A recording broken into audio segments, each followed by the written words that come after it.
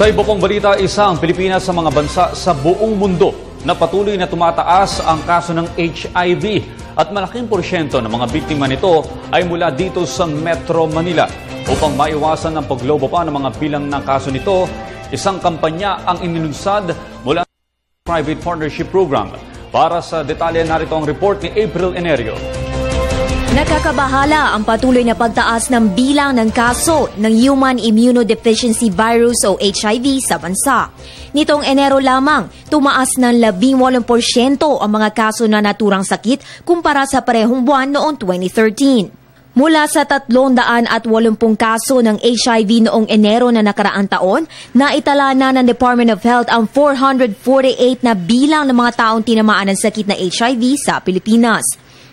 Dahil dito, itinala ng United Nations na isa ang Pilipinas sa 9 na bansa sa buong mundo na may mataas na bilang ng mga biktima nito. Malaking porsyento ng mga tinatamaan ng sakit ay nagmumula sa Metro Manila. Kaya naman upang mapigilan ang patuloy na pagtaas nito at maiwasan ang HIV, available na sa mga residente ng Kalakhang, Maynila ang health information kaugnay na prevention at treatment nito sa pamamagitan ng kanilang mga mobile phones.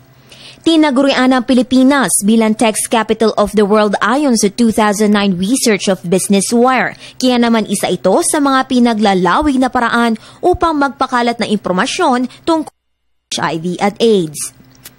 Sa ilalim ng Public-Private Partnership at pagtutulungan ng Philippine NGO Support Program, Philippine National AIDS Council o PNAC at ng Globe Telecom, maaari nang makakuha ng libre at agarang impormasyon tungkol dito sa loob ng 1 taon para sa mga subscribers nito. I-text lamang ang TXT HIV at isend sa 8504. Makakatanggap ng mga mensahe at interactive voice responses ang user, kaugnay ng information, risk assessment at mga participating health facilities sa Metro Manila.